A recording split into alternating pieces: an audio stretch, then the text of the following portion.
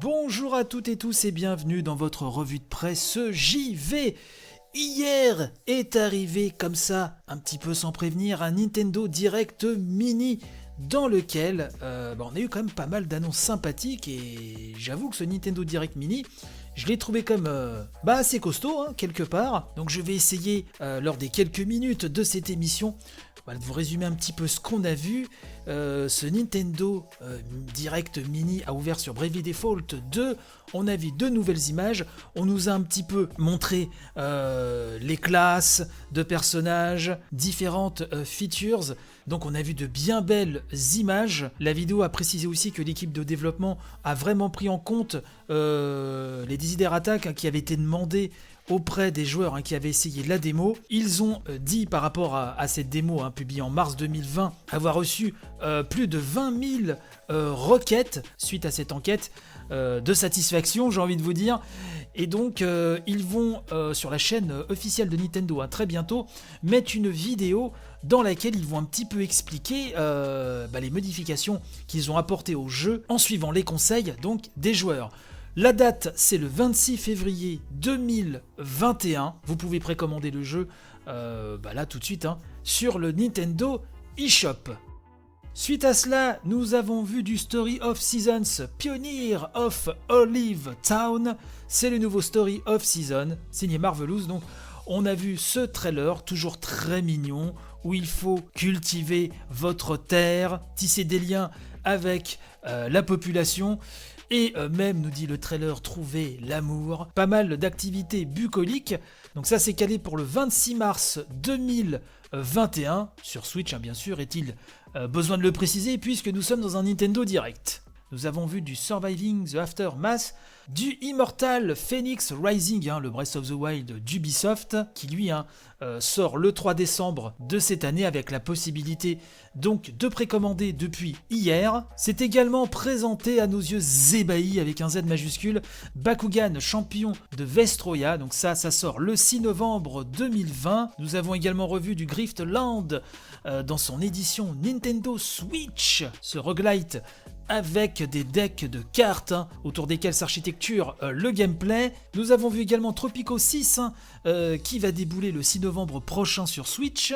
Hitman 3 également dans sa version cloud. Alors oui, ce qui a un peu étonné tout le monde hier, c'est qu'à l'instar du Japon, il me semble que...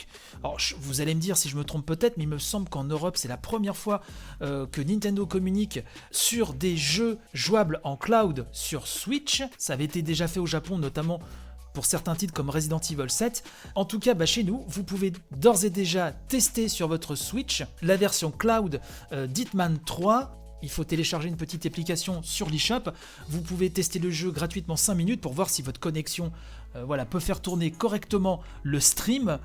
Et auquel cas, si ça marche bien, vous pouvez décider de passer à la caisse et d'acheter le jeu. Et dans cette même optique, vous avez Control, le fameux Control de Remedy, donc qui arrive sur Switch, si je puis dire, dans son Ultimate Edition en version cloud, toujours par le même processus. Ce qui pourrait être on en avait déjà parlé à l'époque de Resident Evil 7 sur Switch au Japon, ce qui peut être un moyen pour détourner les limitations techniques de la console hybride de Nintendo afin de jouer à des jeux un peu plus costauds techniquement parlant, mais encore faut-il avoir la bonne connexion. Après là, c'est à vous de voir.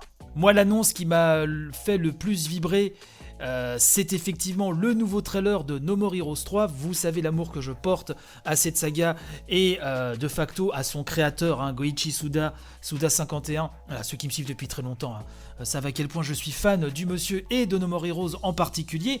Donc là, on a vu un nouveau trailer de No More Heroes 3 qui est toujours aussi what the fuck, si je puis dire, où on voit donc notre héros Travis Touchdown qui, après avoir été le numéro 1 des assassins sur Terre, affronte des super-héros de la galaxie, des super-héros qu'on nous présente comme les plus infâmes. Donc on a vu des nouvelles images de gameplay et aussi l'annonce de No More Heroes 1 et 2 qui arrivent sur l'eShop. Alors ça aussi, si vous me suivez depuis très longtemps, je réclamais on ait une compilation sur Switch des deux premiers No More Heroes. Là, ils sont vendus séparément, visiblement 18€ chacun pendant quelques jours. Après, ça passera à 20€.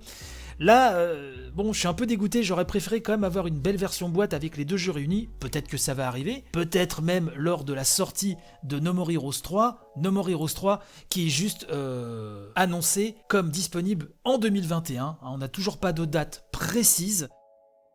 Ce Nintendo Direct Mini s'est terminé sur deux autres jeux, un signé HAL Laboratory et qui s'appelle Part-Time UFO.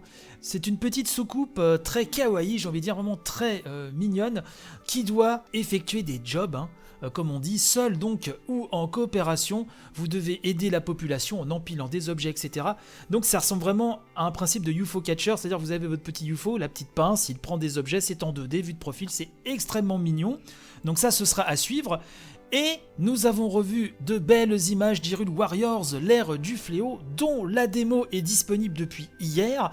Une démo qui couvre le premier chapitre, téléchargeable gratuitement sur votre Switch. Et si vous décidez d'acheter le jeu complet, qui je le rappelle, se déroule 100 ans avant les événements de Breath of the Wild, jeu qui sort le 20 novembre prochain, la sauvegarde sera reconnue et vous aurez votre premier chapitre de bouclé déjà pour le jeu. Donc comme je le disais au début de cette émission, c'était vraiment un Nintendo Direct Mini qui était assez musclé, en tout cas moi qui m'a ravi. Donc n'hésitez pas à me dire ce que vous en avez pensé sur le compte Twitter de l'émission @revue de presse JV tout collé, il y a le Discord, etc. N'hésitez pas à partager un maximum, c'est très important, et de voir la version vidéo sur YouTube ou sur Instagram, puisque là je vous mettrai les images, je vous ferai une sélection d'images de ce Nintendo Direct Mini. Voilà, portez-vous bien, les temps sont assez compliqués, mais allez, on va tenir bon, et je vous donne de toute façon rendez-vous demain pour une nouvelle édition. Allez, bye bye.